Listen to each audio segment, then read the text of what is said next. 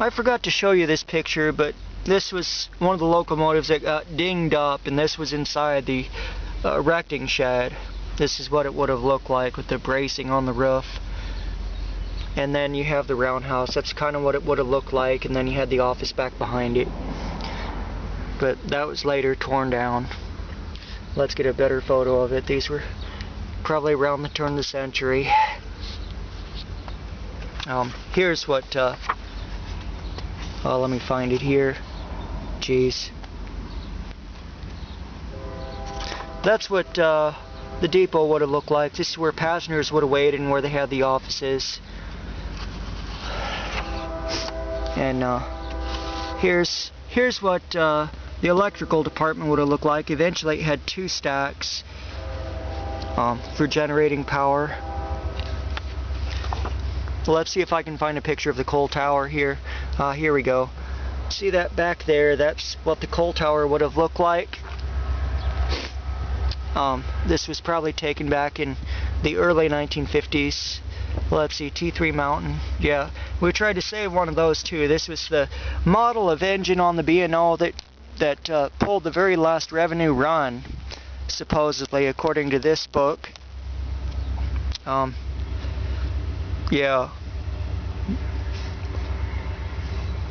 Yeah, here we go. Along with the passing of steam. Well, anyway, here we go. On March 22nd, 1958, T3 720, it's renumbered, pulled a Railroad Club special from Chicago to Willard and returned, and that marked the end of it. And then all those engines were collected and scrapped. They tried to save a model like this, as it says here.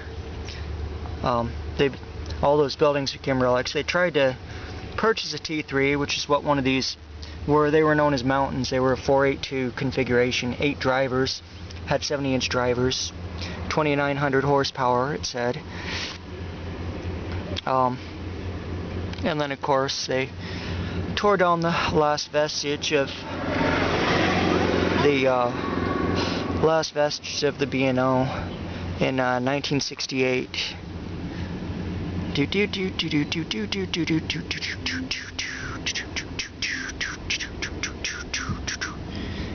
Should say in here somewhere, where did it go?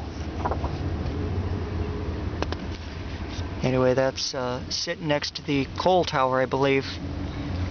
But this is the history of the railroad in Garrett. Let's see, I know this isn't a very good documentary, but this is the best I can do. There's another picture of where the depot, or what the depot looked like.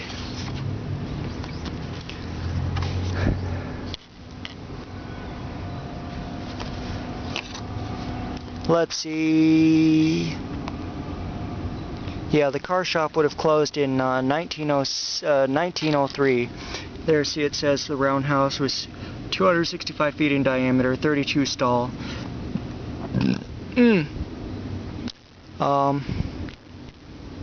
Let's see. Should say when they tore it down. Oh, okay, here we go. This is when they were built the new roundhouse. Let's see. First engine return on Christmas Day, 1875. New machine shop completed in 1876. The original engine house and all its contents burned in a spectacular fire on the 30th of 1884. And they said the reflection of that fire could be seen 50 miles. In September, Garrett received word that car shops from Columbus and Zanesville were to be moved here. Of course, that lasted until 1903 from the looks of it here. Yes, here we go. Effective 7 o'clock, November 12, 1903, locomotive and car classified repair shops of the Baltimore and Ohio Railway Company in Garrett, Indiana would be closed for an indefinite period. So, yeah. And we had the machine shops till about 1926, I should say in here. Let's see. This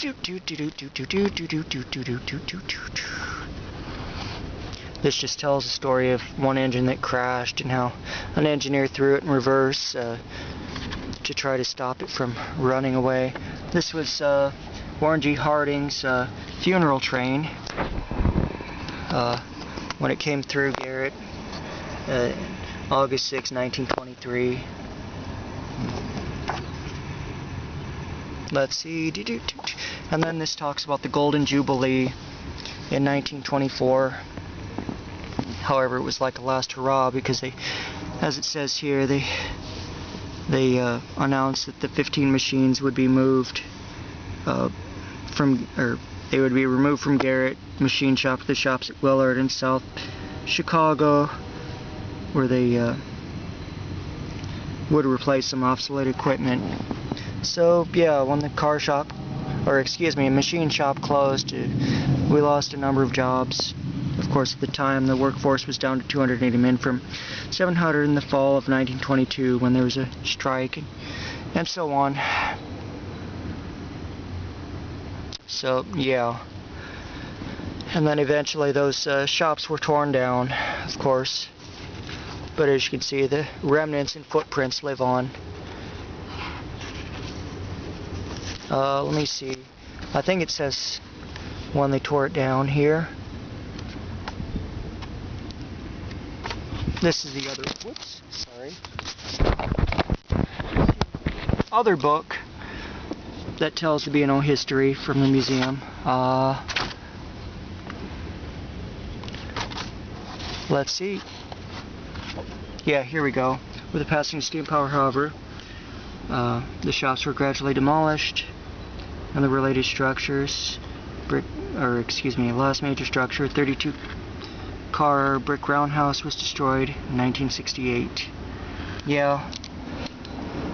So yeah, a lot of history went with it, and there's a train going by. Anyway, right, so I better go finish this documentary. If I have any more details about this area though, like as far as the machines they had in there, I will dig it up and post it on the video.